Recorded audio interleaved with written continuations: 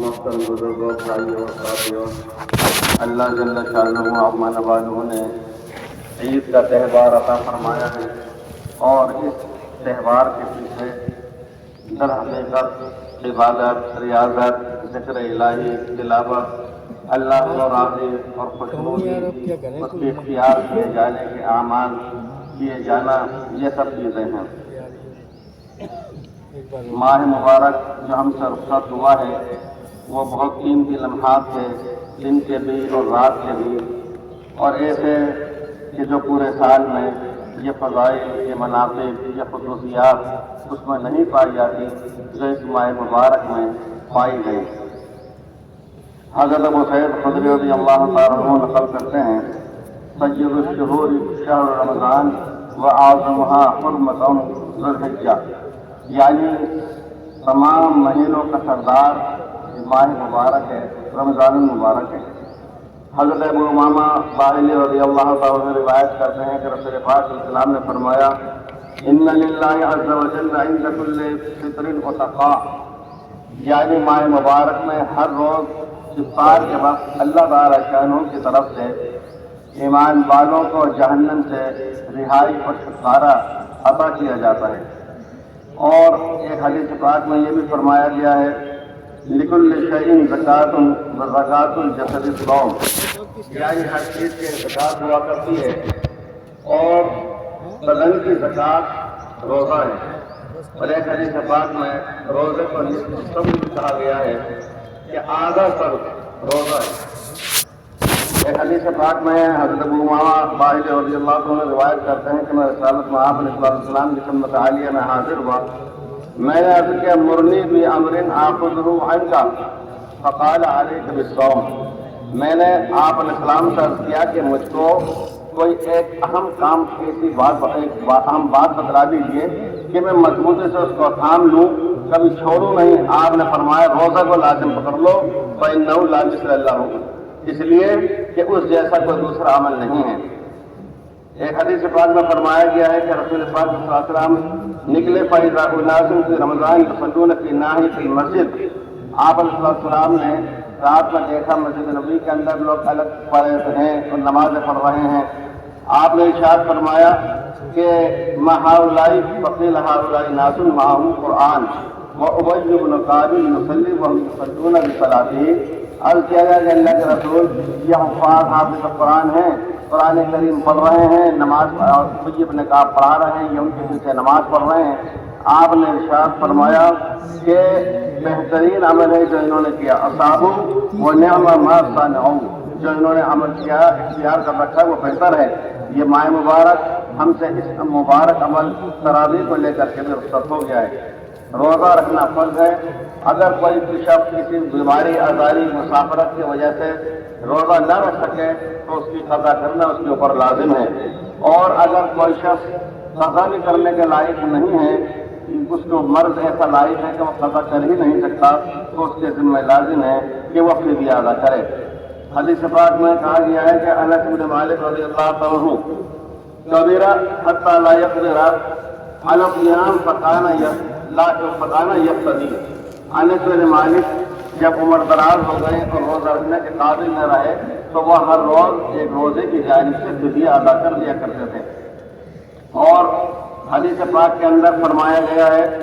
کہ من مات وعلیہ صیام شہر فلیطعم عنہ مکان کل یوم مسکینا، جو ماہ مبارک کے روزے نہ رکھ سکا تو چاہیے کہ اس کی جانب سے ہر روزے کے بدلے میں فدیہ ادا کیا جائے۔ اور روزہ ایک ایسا فرض عمل ہے، بہت سی خواتین اپنی بیماری آزاری کی وجہ سے نہیں رکھ پاتی چند دن تک، یا کوئی شخص اپنی بیماری یا مسافرت کی وجہ سے نہ رکھ سکا، لیکن اس کی قضا کرنا بہرحال فرض ہے۔ ہم میں سے بہت سے بھائی ایسے ہیں کہ جو بعد میں مسنون یا نفل روزے کو رکھ لیتے ہیں، مثلا عرفے کا رکھ لیا، عاشورہ کا رکھ لیا، 15 شعبان کا رکھ لیا، اور جو فرض روزہ رہا وہ کل ان کے ذمہ باقی رہ گیا۔ حدیث پاک کے اندر فرمایا گیا ہے کہ من ادرک رمضان وعلیہ من رمضان شیء لم یقضه لم يتقبل منه، ومن صام تطوعا وعلیہ من رمضان شیء لم یقضه فإنه لا يتقبل منه حتى يصومه، یعنی ایک ماہ مبارک گزر چکا، اس کے روزے اس کے ذمہ باقی رہ گئے، آئندہ سال آ گیا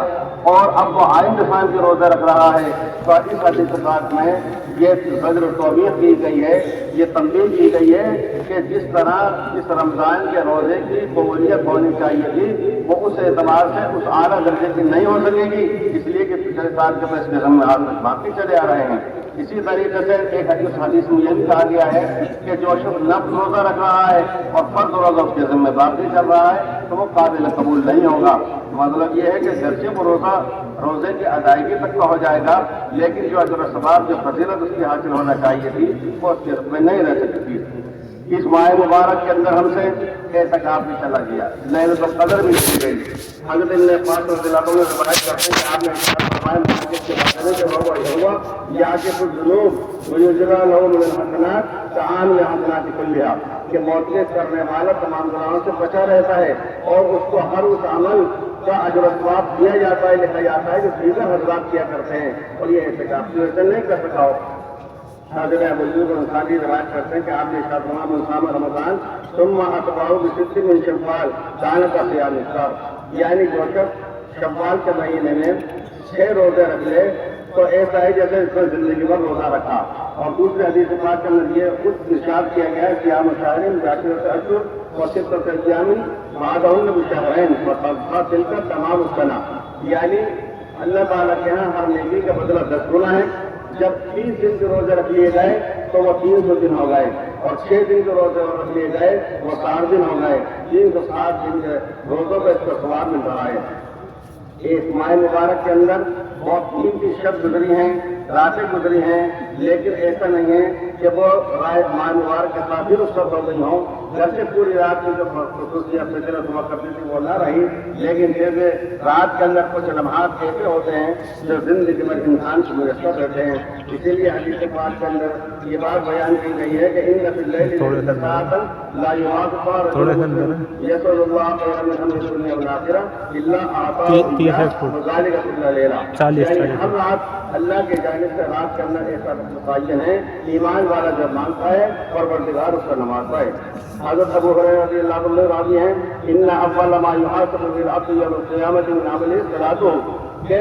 ماہ مبارک میں ابھی حضرت مولانا صاحب ارشاد فرما رہے تھے، نماز کی طرف توجہ دلائی آپ نے، تو ہم رمضان کے اندر تو ایک طرح زائد ہم الحمدللہ اللہ کے فضل سے عبادتیں کر رہے تھے، لیکن نماز کی فضیلت انسان کے لیے زندگی بھر کی ہے، اس کا بھی ہمیں خیال رکھنا ہے۔ اور حدیث پاک میں یہ کہا گیا ہے کہ فَإِن صَلَّىٰ فَقَدْ أَفْلَحَ وَأَنجَحَ، جس شخص کا نماز کا حساب میدان محشر میں اچھا نکل آیا وہ کامیاب اور بامراد ہو گیا، اور جس کے اس عمل کے اندر کمی پائی گئی تو وہ ناکام اور نامراد اور خسارے میں رہا۔ ایک حدیث پاک کے اندر یہ بھی بتلایا گیا ہے کہ حضرت معاذ بن ثابت روایت کرتے ہیں من اصابہ لیلۃ الفطر ولیلۃ الاضحیٰ لم یمت قلبہ یوم تموت القلوب، عیدین کی راتیں اتنی بابرکت ہیں کہ جو شخص ان راتوں میں شب بیداری کرتا ہے، جاگتا ہے، عبادت کرتا ہے تو اس دن اس کا دل مرغنی نہیں پائے گا، یعنی مدہوشی نہیں پائے گا، جس دن دیگر لوگوں کے دل مرغنی پائیں گے اور ان کے اوپر مدہوشی چھا جائے گی۔ حضرت عبداللہ بن مسعود سے روایت ہے من فاتہ العید فلیصلی اربعہ، جس کی عید کی نماز رہ جائے ٹوٹ جائے اس کو چاہیے کہ وہ 4 رکعت نماز پڑھے۔ بہت سے بھائی اول تو کوشش یہ کرنا چاہیے کہ نماز عید سے بہت پہلے پہنچ جائیں، پھر بھی اگر کوئی رہ جاتا ہے تو عید کی نماز کی فضا تو نہیں ہے اور ایمان کے بغیر قرب نہیں ہے، لیکن وہ آدمی اگر چاہے تو عبداللہ بن مسعود کی حدیث کے مطابق 4 رکعت نماز اور صلاۃ الضحیٰ یعنی چاش کی نماز کی طرح سے ادا کر لیں۔ ایک حدیث پاک میں کہا گیا ہے کہ حضرت فاطمہ کہتے ہیں کہ یوم عید میں رسالت صاحب علیہ السلام کی خدمت میں حاضر تھی تو میں نے فاطمہ کہتے ہیں کہ میں نے ایک صحابی ان کی ملاقات ہوئی تو کہتے ہیں کہ میں نے ان کے ساتھ تقبل اللہ منا ومنکا، انہوں نے بھی جواب میں یہ کہا کہ تقبل اللہ منا ومنکا، لہٰذا جس طرح ہم عید کی مبارکباد دوسرے کو پیش کرتے ہیں، خوشی و صبر پیش کرتے ہیں، اسی طریقے سے ہمیں یہ جملہ کہنا چاہیے جیسے کتابیں سے بھی اللہ تعالیٰ ہمارے اور آپ کے اعمال کو قبول فرمائے۔ ایک بات یہ بھی عرض کر دوں کہ دراصل پہلے زمانوں کے اندر جو قرآن کتابوں میں جیسا کہ لکھا ہے ایک شہر میں ایک ہی جگہ جمع ہوتا تھا، ایک شہر میں ایک ہی جگہ عید ہوتی تھی، اس کے بعد جب صدیاں گزرنے لگی، شہر بڑے ہونے لگے، جیسا کہ مصر کے اندر قاہرہ کے اندر، جیسے کہ بغداد کے اندر فراق ہے، سجلہ ہے، ادھر نیل ہے، تو ایسی جگہ علماء نے یہ گنجائش بیان کرنا شروع کی کہ دو جماعتیں شہر میں ہو سکتی ہیں، لیکن جب بستیاں بڑی ہو گئیں، آبادیاں بڑھ گئیں، دقتیں پیش آئیں، تو اس بات کی بھی اجازت ہے کہ عیدگاہ کے علاوہ بھی عید کی نماز ہو سکتی ہے، جامع مسجد کے علاوہ دیگر مساجد کے اندر علاقائی ان کے اندر بھی جمع قائم کیا جا سکتا ہے، لیکن بہرحال مشہور طریقہ یہ ہے کہ اس حدیث پاک میں فرمایا جاتا ہے، پہلے یہ مطلب کہتے ہیں کہ الخروج الی الجبان فی العید من السنہ، عیدین کے میں جب باہر نکل جانا، کھلے میدان میں نکل جانا یا عیدگاہ کی طرف نکل جانا، یہ ہے سنت اصل، لہٰذا جہاں تک ہو سکے ایمان والوں کو چاہیے کہ وہ اس کا اہتمام کریں۔ تو کہا اس بات کو بیان کرتے ہیں کہ پہلے زمانے میں تمام تحصیلوں کے رہنے والے اور گاؤں کے رہنے والے اور شہروں کے اندر نماز پڑھنے آتے تھے، اسی لیے بقرعید کے مسائل میں مسئلہ بیان کیا گیا ہے کہ اگر وہ صبح صادق کے بعد اپنے گاؤں کے اندر ہی جہاں جمعہ اور عیدین قائم نہیں ہوتی وہاں پر قربانی کر سکتا ہے یا نہیں، اس کا مطلب یہ کہ وہ لوگ شہر کے اندر آ کر کے جمعہ اور عیدین کا اہتمام کیا کرتے تھے۔ حدیث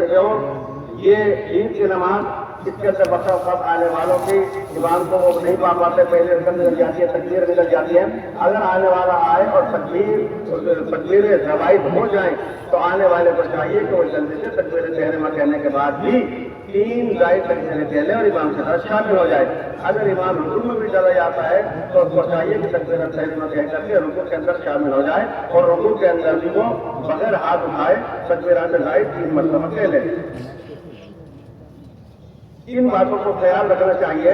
کہ آخری بات جو میں عرض کر رہا ہوں اور ضروری ہے کہ اوقاف یہ ہمارے اوپر اللہ کی جانب سے ایک امانت ہے اور بزرگوں کی ایک امانت ہے جس کی حفاظت کرنا ایمان والوں کے لیے ضروری ہے۔ میں بہت مختصر سا واقعہ کر رہا ہوں تاکہ ہم لوگ اوقاف کی اہمیت کو سمجھ سکیں۔ میں نے 12 سال ہوئے تقریباً تو سعودیہ سے ایک واقعہ سنا تھا کہ وفات کے وقت میں مرتے وقت میں اپنے بڑے بیٹے کو ایک وصیت تھی کہ بیٹا ایک بات میں نے شفارت کی تھی گھر والوں سے، آج ظاہر کر رہا ہوں کہ میں نے 16 ملک میں ایک خاتون سے نکاح کر رکھا ہے، لہذا جب میری وفات ہو جائے تو تم اس کا اپنے میراث اپنے سر کا اس کو پہنچا کر آ جانا۔ نام کا اس کو بتلا دیا۔ وفات کے بعد یہ بڑا بیٹا جب وہاں پر پہنچا تو دیکھا کہ بچی کے باہر ایک پہاڑ کی جڑ میں ایک جھوپڑی تھی جس کے اندر عورت خاتون رہتی تھی، اس سے آپ کے ذکر کیا وہ پہچان گئی کہ ہاں میں ان کے نکاح میں ہوں۔ اس نے کہا کہ ان کا وصال ہو گیا، وفات آ گئے ہیں اور یہ آپ کی امانت تھی۔ اس زمانے میں جب میں نے دیکھا تھا 12 سال پہلے تقریباً وہ 1 کروڑ 60 لاکھ روپئے بن گئے۔ پھر یہ لڑکا دے کر کے امانت آ گیا۔ 1 سال کے بعد اس کو خیال گزرا اپنے باپ کے رشتے سے کہ مجھے اس کی خیر خبر لینا چاہیے، بہرحال وہ ہمارے باپ کی روزہ رہی ہے، یہ وہاں پہنچا۔ اس کے ذہن میں تصور یہ تھا کہ وہ بنگلہ قائم ہو گیا ہوگا، حجر ختم لگے ہوئے ہوں گے۔ جا کر کے دیکھا تو وہ وہی پہاڑ کی جڑ کے اندر ایک جھگی جھوپڑی کے اندر موجود تھی۔ تو کہا کہ اتنی بڑی رقم میں آپ کو پہنچا کے گیا تھا، آپ نے کچھ کیا نہیں؟ یہ نہیں، جہاں میں نے بہت بہترین جگہ تعمیر کی ہے، دکھاؤں گی بتاؤں گی۔ اور جب وہ لے کر کے گئی تو اسے دکھایا کہ ایک بہت وسیع اور یہ جگہ ہے جہاں پر مدرسہ تعمیر ہو چکا تھا، اس کے اندر کمرے تھے، دارالعلوم تھے، طلبہ اس قرآن پاک کر رہے تھے۔ اس نے کہا میں ان کو ساری چیز یہاں لگا دی ہے، میرے مرنے کے بعد میرے گھر میں آتا رہے گا۔ آپ اندازہ لگائیے کہ جس بڑھیا نے اپنے بڑھانے کو مصیبت میں، پریشانی میں، تکلیف میں گزارا، لیکن اس رقم سے اس نے ایک چیز وقت کی ہے، اس وقت کے اگر اس کے بعد والے حفاظت نہیں کر سکے افسوس کی بات ہے۔ تمام مساجد کی، مدارس کی، خانقاہوں کی اور تمام دینی اداروں کی اور تمام قبرستانوں کی حفاظت کرنا امت مسلمہ کا فرض ہے۔ اس طرف ہمیں اس سے پہلے دھیان دینا چاہیے کہ ہم آگے چل کے یہ کہنے کا مجبور ہو جائیں کہ نبیوں نے سزا کی تھی اور صدیوں نے سزا پائی۔ پروردگار عالم ہم سب کو ہر صاحب نصاب پر واجب ہے۔ حضرت عبداللہ بن عمر 3 دن پہلے دے دیا کرتے تھے تاکہ عید کی تیاری ہو سکے۔ سب کا فطر 7 روپیہ ہے، لیکن یہ مشورہ دیا جاتا رہا ہے کہ جن حضرات کے پاس اللہ نے اچھی دولت سبت دی ہے ان کو چاہیے کہ کھجور یا کشمش یا پنیر کے ذریعے سے وہ ادائیگی کریں۔ 7 روپیہ بہرحال سب کا فطر ہے۔ نماز عیدین کا طریقہ ہے کہ جب امام صاحب شروع کریں گے، اس وجہ سے چونکہ اذان اقامت نہیں ہے تو مقتدی حضرات بھی ایمان کی سیوا کرتے ہوئے تکبیر تحریمہ کہنے سے پہلے نیت کر لیں گے۔ نیت کرتا ہوں 2 رکعت نماز عید الفطر واجب ماہ 6 زائد تکبیرات۔ نیت کرتا ہوں 2 रकात नमाज ईद उल फित्र वाजिब जमा से जायद तकबीरात। इमाम साहब तकबीर तहरीमा कहेंगे, इमाम साहब तकबीर तहरीमा कहेंगे और मुक़्तदी हज़रात भी इमाम के साथ में तकबीर तहरीमा कह करके नियत बांध लेंगे। पहले पना पढ़ी जाएगी हाथ बांधे हुए, उसके बाद 3 मरतबा जायद तकबीरें कही जाएंगी। 2 मरतबा हाथ कानों तक उठा करके छोड़ दिए जाएंगे, तीसरी मरतबा बांध लिए जाएंगे। दूसरी रकात के अंदर पहले क़िराअत होगी, उसके बाद रुकू में जाने से पहले 3 जायद तकबीरात होंगी। नमाज के बाद